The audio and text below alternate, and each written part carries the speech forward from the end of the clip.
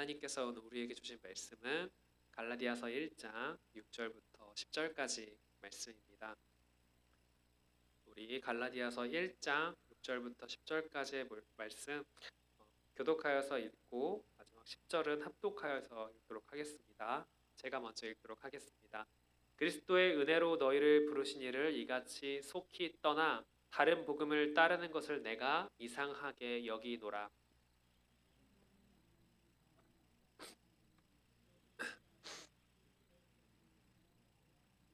그러나 우리나 혹은 하늘로부터 온 천사라도 우리가 너희에게 전한 복음 외에 다른 복음을 전하면 저주를 받을지어다.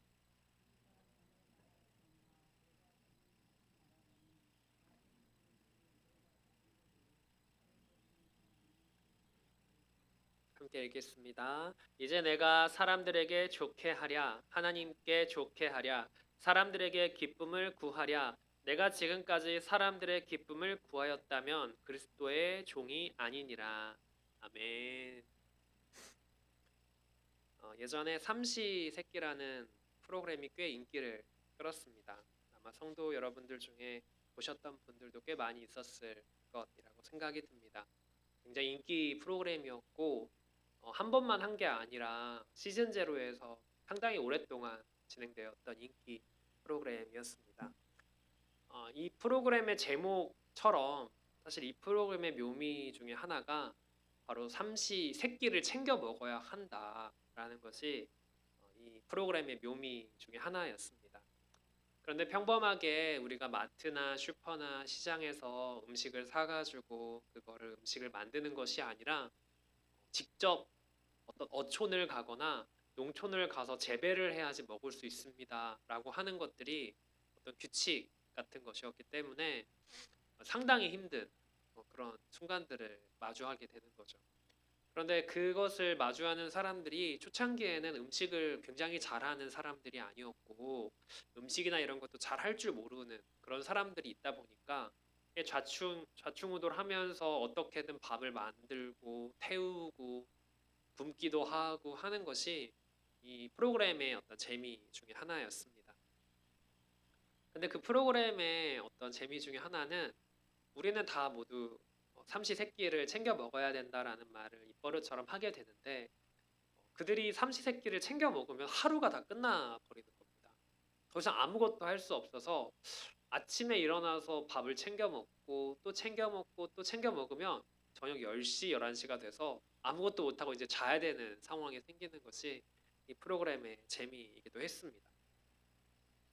매일매일 뭘 할지 몰라서 또 재료를 사서 준비를 하고 만들고 먹고 매일매일 해야 한다는 게 특별히 이제 새끼를 다 해야 한다라고 하면은 이게 만만치 않은 일이라는 것입니다. 특별히 이 가족 구성원 중에 어떤 사람이 나는 새끼를 다 다른 걸 먹어야 돼. 나는 이게 중복되는 메뉴가 싫고 아침에는 밥을 먹었으면 점심에는 면을 먹고 저녁에는 빵을 먹으면 어떨까? 뭐 이런 식으로 얘기를 하는 가족 구성원이 생기게 된다면 이거 밥을 준비하는 사람은 이제 골치가 아픈 겁니다. 왜냐하면 보통 밑반찬 해가지고 먹고 특별한 거 뭐 한 번 할까 말까 해가지고 먹고 하는 것만으로도 사실은 꽤나 고된 일이기 때문에 그렇습니다. 어쩌다 보면은 그렇게 계속 뭘 만들어 달라고 하는 사람, 다른 걸 해줘야 된다고 하는 사람, 어제 먹었던 거 먹기 싫다고 하는 사람이 등장하게 되면 화가 나게 되는 것이죠. 보통 그거를 이제 자녀들이 그렇게 주장을 하게 되기도 하는데 사실은 저도 그런 자녀 중에 한 명이었습니다.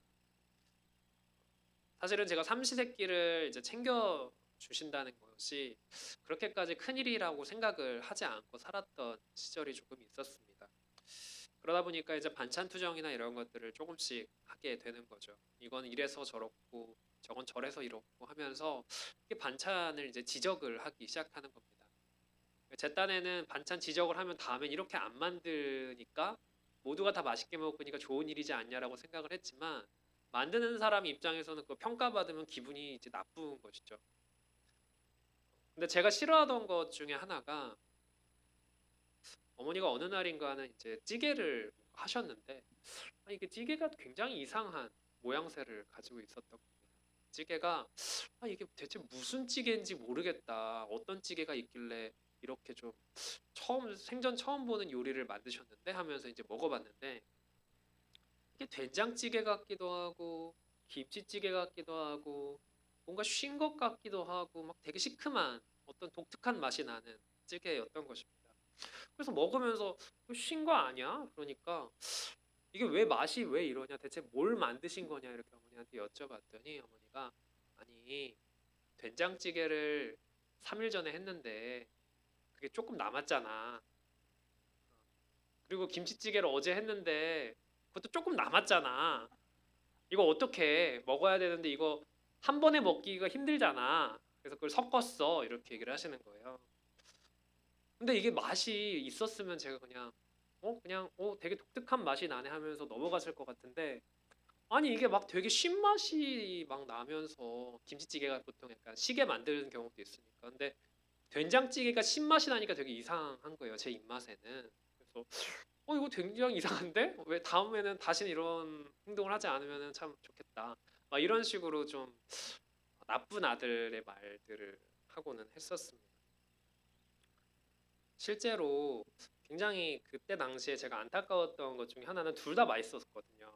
둘 다 맛있었는데 어느 것 하나 맛이 없게 되는 일을 어머니가 하시니까 제 입장에서 뭔가 안타깝기도 하고 이거 진짜 맛있는 거 두 개를 섞어서 맛없는 게 되니까 뭔가 좀 굉장히 서운하면서 안타까운 마음에 그런 말들을 했던 걸로 생각이 들게 되는데요.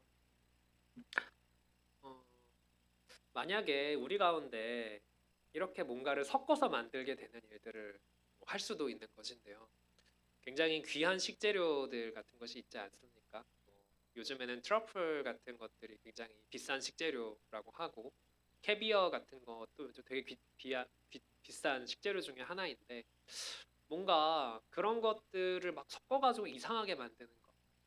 막 비싼 한우 막 툭불이라고 하는 것을 갑자기 김치찌개에 넣어버린다든지. 그러면은 이거 너무 아깝고 어떡해. 이거는 그냥 구워 먹어서 살짝 구워서 먹어야지 제일 맛있는 건데 이거 이렇게 하면 너무 힘든데 뭐 이런 마음을 먹게 되는 것이죠. 그런데 만약에 이것이 음식이 아니라 뭔가 생명과 직접 연결된 약이라고 한다면 정말 큰일 나는 일이지 않겠습니까? 무언가 내가 이 약을 먹어도 되는지 안 되는지 확인할 수 없는 일들을 벌이게 되면 정말 놀라운 일들이 생기게 되는 것입니다. 이를테면 어머니와 아버지가 둘 다 몸이 안 좋으신데 서로 이제 증상이 달랐던 거죠. 근데 어느 날인가 두 분이 착각해서 그 약을 바꿔서 먹고 있었던 거. 그런 일이 생기게 되었을 때 가족들이 너무너무 깜짝 놀라면서 아니 왜 그렇게 했냐. 분명히 그 종이 봉지 안에 이름이 써 있었을 텐데 그거 병원에서 조제해 주냐. 함부로 먹으면 큰일 난다. 아무리 좋다고 해도 큰일 난다. 이렇게 했었던 경험이 저에게도 있었기 때문에 사실은 이 약이라고 하는 것은 정말 우리가 취급을 굉장히 조심히 해야 하는 것이죠. 그런데 만약에 이런 일이 있다고 상상을 해보면 어떨까요? 뭔가 내가 귀한 보약을 지어서 왔는데 그래서 그걸 어머니에게 드린 것이죠. 이거 정말 귀한 약이다. 이게 정말 기력에 효과가 있고 어머니가 가지고 있는 어떤 기저질환에 굉장히 도움이 된다라고 하면서 줬는데 갑자기 그건 안 먹고 아니 이게 더 좋아? 하면서 뭔가 먹으면 안 될 것 같은 뭔가 독약 같은 것을 먹게 되면 어떻게 될까? 그럼 어머니를 그냥 가만히 냅두고 아유 그렇게 엄마가 그게 좋으면 독약 드세요. 이렇게 해야 되는 게 맞는가? 우리 당연히 그것이 아니라고 생각하게 될 것입니다. 오늘 말씀을 통해서 우리가 알 수 있게 되는 것은 복음은 섞일 수가 없는 것이구나. 복음은 섞었을 때 정말 좀 이상하게 될 수 있는 변질될 수 있는 무언가일 수 있겠구나라는 것입니다. 제가 앞서 말했던 이 된장찌개와 김치찌개를 섞는 것과는 비교할 수 없을 정도로 이 복음이라고 하는 것에 무언가를 섞으려고 할 때 이 복음이라고 하는 것 안에서 무언가 더 가미해가지고 더 좋은 복음이 될 수는 없을까라고 생각하면서 무언가를 다뤘을 때 어떻게 되는 것인가 라는 것을 오늘 말씀을 통해서 함께 나누려고 합니다. 여러분, 갈라디아 교회가 그 바울이 세웠던 어떤 그 교회가 접한 상황이 굉장히 심각한 하나의 상황을 마주하게 된 겁니다. 그들 사이에서 예수님 믿는 거 좋지, 예수님 믿어야지, 이렇게 사람들끼리 이야기가 되다가 갑자기 어떤 사람들이 그러기 시작하는 거예요. 예수님 믿는 것만으로 충분해? 예수님 믿는 것만으로 좀 부족한 것 같은데? 예수님만으로 모든 게 다 돼? 그렇지 않은 것 같아. 야, 예수님 믿는 거 이거 말고 좀 뭐 더 해야 될 것 같아. 너네들 이거 지금까지 예수님 믿었으니까 좀 더 뭘 하자. 이렇게 얘기를 하게 되는 것입니다. 이런 이야기가 갈라디아 교회에 점점 퍼지게 되었고, 어떤 면에서는 이 사람들이 예수님 한 분만으로는 만족하지 못하게 되는 일들이 벌이게 된 것입니다. 그런데 여러분 생각해 본다면 바울의 입장에서는 이게 얼마나 어이가 없고 놀라운 일이지 않겠냐는 것입니다. 사실은 그 순간이 복음을 들은 지 얼마 안 됐고 예수님을 만나고 예수를 믿겠습니다 하면서 막 펑펑 울면서 결심하고 결단하고 나아가는 막 그 시간이었는데, 아니 그때가 언제인지 정말 방금이었던 것 같은데 갑자기 예수님 믿는 것만으로 충분하지 않아, 복음을 좀 뭔가 더 해보자 라는 얘기를 하기 시작했다라는 것입니다. 마치 자녀가 부모의 은혜를 금세 잊고 사탕을 주는 유괴범을 따라가는 것 같은 부모의 심정처럼 바울은 엄청나게 큰 충격에 빠지게 된 것입니다. 여러분, 오늘날 우리 유혹하는 다른 복음도 있을 겁니다. 내가 예수님만으로 만족하지 못하고 그렇게 살 수 있도록 하는 어떤 다른 복음이 내 안에도 있을 수 있다는 것입니다. 우리 주변에 많은 사람들은 더 똑똑하게 살아야 돼, 더 지혜롭게 살아야 돼, 더 챙길 거 다 챙기면서 살아야 돼, 이런 얘기를 합니다. 다들 그렇게 사는데 너 왜 그렇게 못 살아? 라고 말하기도 합니다. 정말로 예수님만으로 살지 못하도록 주변의 사람들은 계속해서 나를 유혹하고 있다는 것입니다. 그러나 우리 오늘 말씀을 함께 읽으며 이것이 정말로 섞일 수 없는 생명이라는 그 복음이 무엇인지를 더욱더 알기를 바라고 소망합니다. 우리 6절과 7절 함께 읽도록 하겠습니다. 그리스도의 은혜로 너희를 부르신 이를 이같이 속히 떠나 다른 복음을 따르는 것을 내가 이상하게 여기노라. 다른 복음은 없나니 다만 어떤 사람들이 너희를 교란하여 그리스도의 복음을 변하게 하려 함이라. 아멘. 당시 갈라디아 교회에는 예수님을 믿는 것만으로는 부족해 라는 가르침이 널리 퍼지고 있었는데, 물론 갈라디아의 교회 성도님들의 경우에서는 이것이 예수님 믿는 게 1단계면 1단계, 2단계, 3단계처럼 계속해서 성숙해져야 되는데 뭔가 더 있을 것이야 라는 생각을 했었을 수도 있기는 합니다. 왜냐하면 기독교는 유대인들의 많은 문화들을 공유하고 있었고 이방인들에게 있어서 이 유대인들의 문화는 뭔가 낯설면서도 신비로운 것들이었기 때문에 이 유대인들의 문화 속에서 더욱 성장할 수 있을 거야 라고 생각했을 수 있기 때문에 그렇습니다. 근데 여러분, 바울이 어떤 사람입니까? 바울은 유대인 중에 유대인, 랍비 가마리알의 어떤 제자로서 유대인들의 가르침을 통해서 기독교를 박해하던 사람이었잖아요. 이 사람만큼 유대인들에게 유대교에 있어서 정통한 사람이 없는데 내가 봤을 때 이거 아닌데 라는 생각을 너무너무 하게 되었던 것이죠. 이 바울의 입장에서는 유대인들이 지키던 그 할례와 절기와 정결법들, 이것은 하나님을 떠나 회심 이전의 상태로 다시 돌아가는 거랑 비슷해 라는 생각을 하게 됐다는 거예요. 왜냐하면 그것들이 예수 그리스도의 복음과 섞이게 되었을 때 예수 그리스도의 복음보다 그것들을 더 귀하게 여기게 되는 일, 예수님을 믿는 믿음보다 그것들이 더 우월한 무언가라고 생각하는 것으로서 그들은 어떤 이 복음이라고 하는 것의 어떤 정결함, 순결함이 아니라 오히려 복음에다가 뭔가를 더해야지만 더 큰 복음이라고 생각하게 되었다라는 것입니다. 그래서 바울은 이것은 거의 배교와 다를 바 없어. 너희들은 기독교를 배신한 거야. 예수님을 배신한 거야. 라는 말까지 하게 되었다는 것입니다. 하나님께서 너희를 부르셨는데 그게 너희들에게 부르신 그게 그리스도의 은혜인데 어떻게 그리스도의 은혜에서 너희들이 나가려고 해? 너희들 어떻게 그렇게 주권적으로 부르신 그분의 응답에 순종했던 너희들은 대체 어디 간 거야? 라는 어떤 그 놀라움과 경악을 담아내고 있다는 것이죠. 그러나 우리 안에서도 여전히 그런 것이 있다면 예수님 믿는 것만으로는 부족해 라고 하는 것은 저는 정말 섞어찌개 같은 그런 소리이지 않겠냐라는 것입니다. 이것만으로 충분하고 이것만으로 참 맛있고 이것만으로 이것이 나의 생명이 되는 것인데 이거보다 더 귀한 게 있어. 이거보다 더 섞으면 돼라고 하는 것은 맞지 않다라는 것입니다. 여러분 둘째로 복음은 익숙함 속에 감추어진 보화라는 것입니다.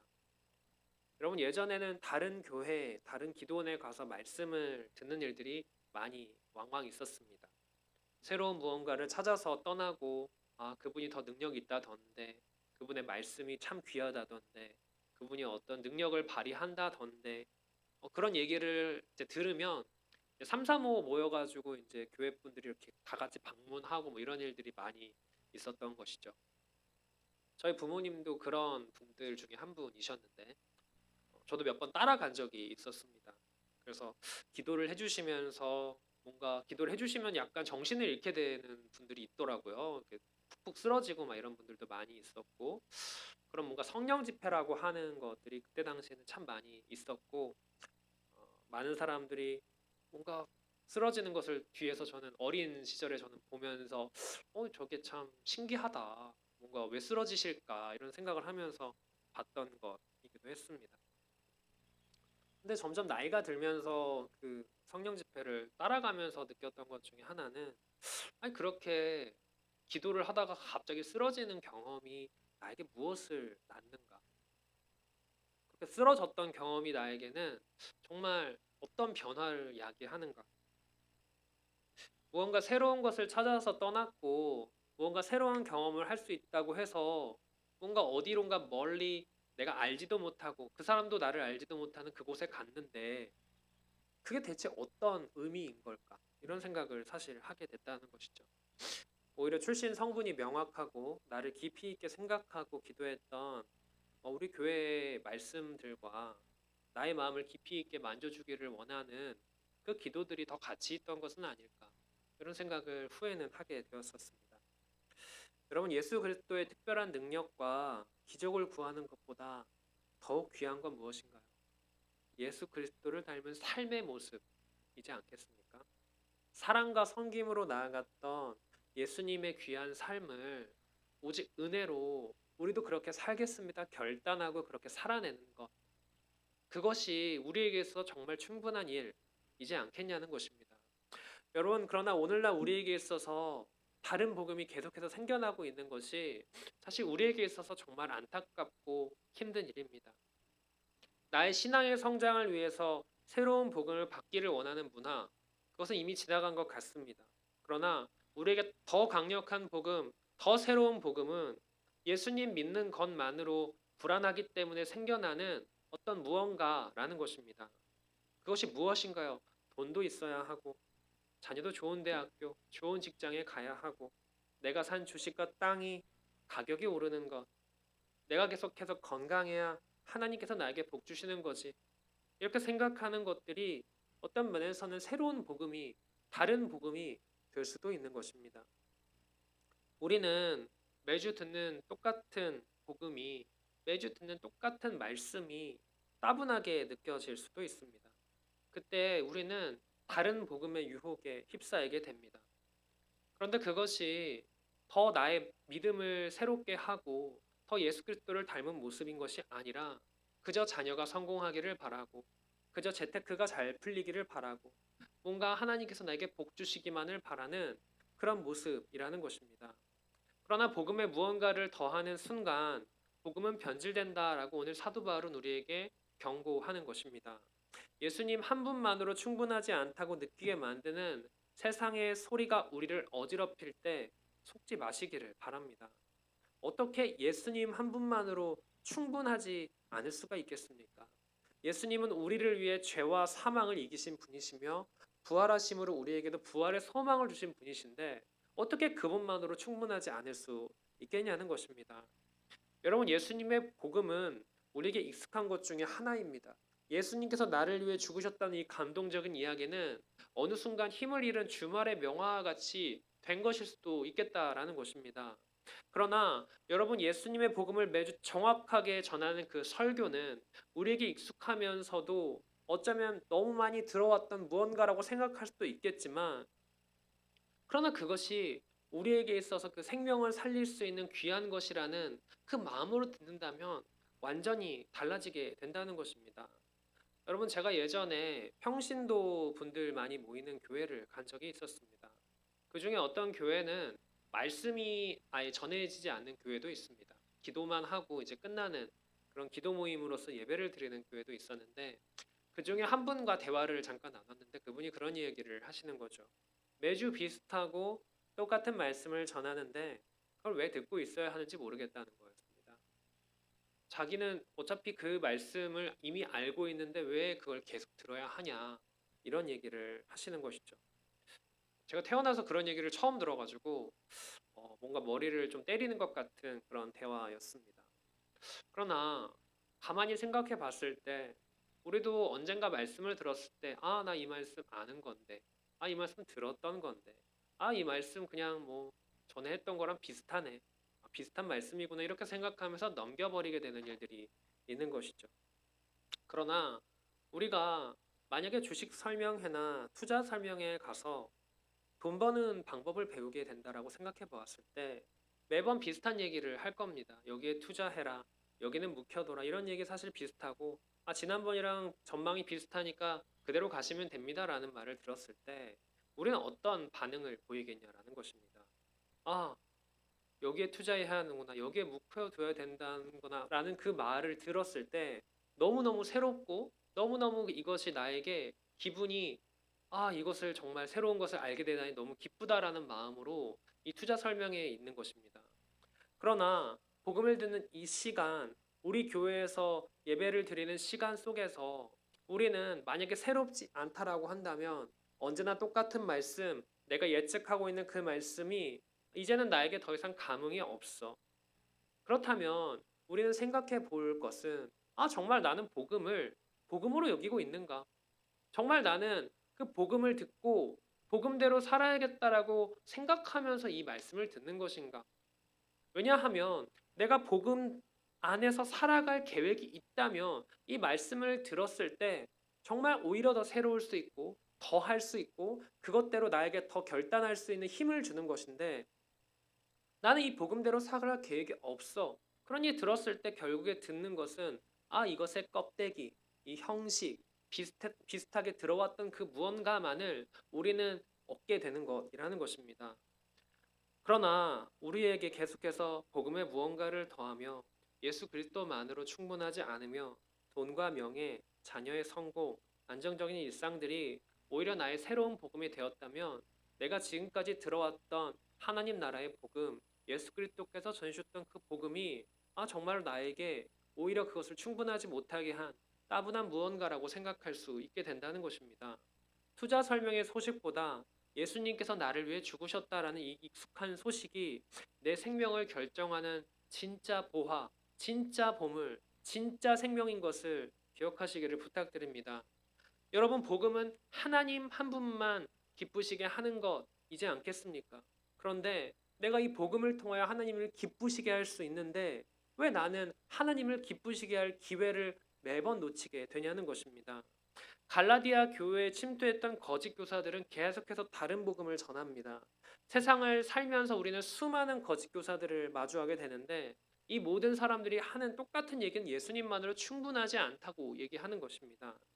우리는 때때로 이 말씀에 이러한 이야기들에 현혹되어서 정말 그렇구나라고 생각할 수도 있겠지만, 다시 한번 말씀드리지만 속지 마시기를 바랍니다. 가장 표준적이고 올바르며 모든 사람들에게 적용될 수 있는 하나님의 말씀인 예수 그리스도의 복음이 우리 교회 안에 오늘 여러분들에게 주신 것이기 때문입니다. 복음대로 살아가시기를 바랍니다. 오직 예수님만이 우리의 구주이십니다. 오직 예수님만으로 충분합니다. 오직 예수님을 믿음으로 우리는 구원을 받습니다. 그리스도의 종이 된다는 것은 내 마음대로 내 인생을 섞어찌개로 만드는 삶을 포기하는 것입니다. 오직 예수님만으로 가득한 것이, 오직 예수님만으로 참된 구세주이심을 고백하고 선포하는 것이 예수 그리스도의 종된 삶, 오직 예수 그리스도만이 충분한 삶이라는 것입니다. 사랑하는 성도 여러분, 우리의 예수 그리스도의 복음만으로 더욱더 살아가는 우리가 되기를 바라고 소망합니다. 우리의 삶이 얼마나 남았는지는 하나님께서 아시는 것 있겠지만, 우리가 하나님께서 허락하신 그 시간 속에서 내가 해야 할 단 하나의 일은 나를 이 악한 세상에서 건져주신 그 은혜에 감사하며 하나님께 영광 올려드리는 것입니다. 오늘 이 수요 예배에 나오신 모든 성도 여러분은 다른 복음이 아닌 진짜 예수 그리스도의 복음으로 나아가고자 하는 복음의 선발대인 것입니다. 그렇기 때문에 오늘 밤 우리 기도할 때 세상의 헛된 것을 구하는 것이 아니라, 하나님 나를 건져주셔서 감사합니다. 내가 다른 복음으로 살지 않겠습니다. 자녀 걱정, 돈 걱정, 건강 염려, 이 모든 무거운 짐을 내가 모든 것 짊어지려고 하는 것이 아니라 십자가 앞에 내려놓아 주님께서 이 모든 것 속에서 예수 그리스도의 복음으로 살기를 다짐하고 결단하는 오늘 되기를 바라고 소망합니다. 그래야 세상이 알 수도 없고 줄 수도 없는 하늘의 위로와 평강이 오늘 밤 우리의 모든 심령과 모든 가정에 충만하게 임하기를 간절히 바라고 소망합니다.